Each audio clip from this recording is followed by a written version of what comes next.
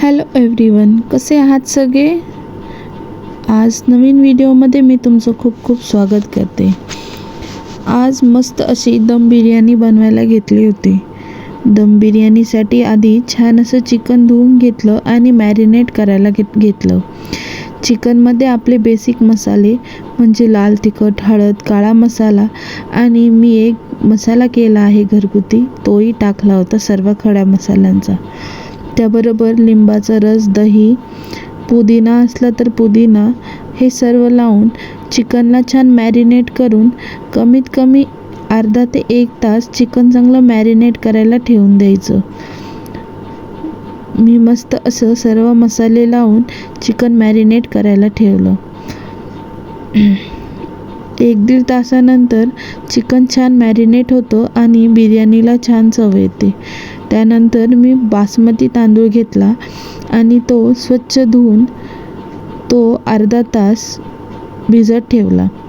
एकीकडे गरम पाणी ठेवलं, त्यामध्ये सगळे खडे मसाले टाकले. त्याचबरोबर हिरव्या मिरच्या, पुदिना, कोथिंबीर, लिंबाचा रस आणि तूपही टाकायचं त्याचमध्ये, म्हणजे तांदूळ चांगला मोकळा होतो. आणि धुतलेला तांदूळ आपल्या पाण्यामध्ये टाकून द्यायचा. तुम्हाला माहिती आहे का आज काय झालं? आज हा व्हिडिओ मी कालच तुमच्यासाठी पोस्ट करणार होते, पण माझ्याकडनं सगळी मेमरी डिलीट झाली आणि बरं झालं ती एका ठिकाणी हे सगळे व्हिडिओ सेव्ह झालेले होते, म्हणून तुम्हाला आज ही दम बिर्याणीची रेसिपी बघायला भेटत आहे.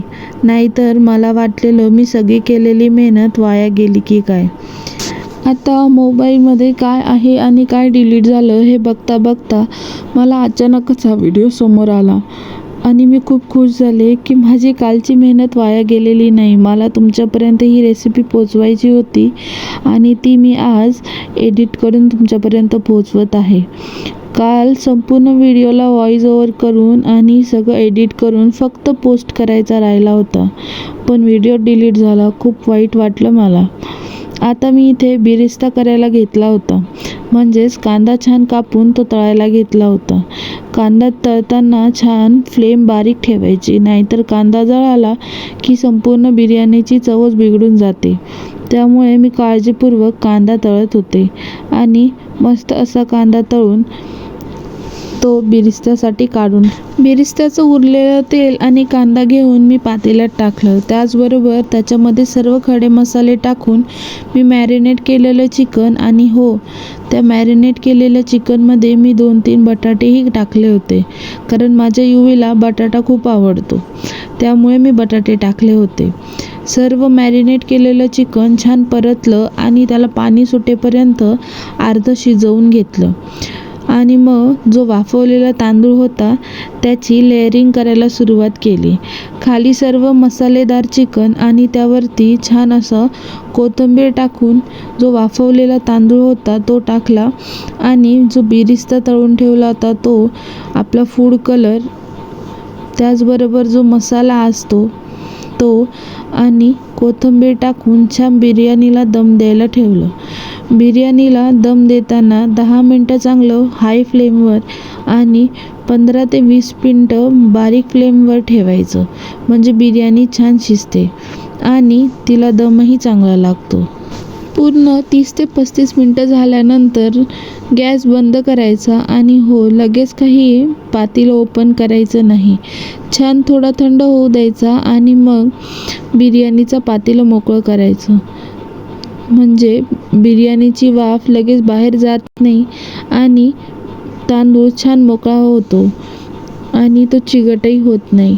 असं सर्व करून मी मस्तपैकी बिर्याणी सगळ्यांना सर्व केली. पण बिर्याणी नुसती करून काही फायदा नसतो. आवीला माझ्या बिर्याणी जास्त भाताचा प्रकार आवडत नाही, त्याला चपातीही लागते बिर्याणी बरोबर, म्हणून मी चपाती पण करून घेतली आणि मुलांना जेवायला वाढलं. बिर्याणीला छान असा दम बसला की तांदूळ अगदी मोकळा सुटसुटीत होतो. तांदूळ एकमेकांना चिटकत नाही आणि खाताना बिर्याणीची मजाही वेगळीच येते.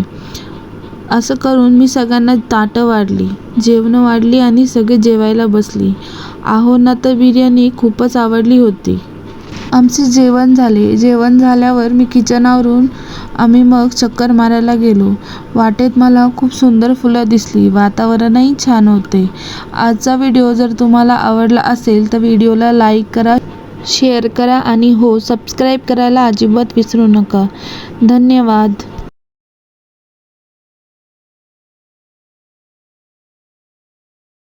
खूप छान झाली होती बिर्याणी. आम्हाला सर्वांना तर खूप आवडली. तुम्हाला रेसिपी बघून जर करावीशी वाटली तर नक्की करून बघा आणि मला कमेंटमध्ये सांगा की कशी झाली. जेवण झाल्यानंतर मी मस्त अशी चक्कर मारायला गेली होती आज पण. छान असं वातावरण होतं. खूप सुंदर फुलं मला दिसली रस्त्यामध्ये आणि वातावरणही इतकं छान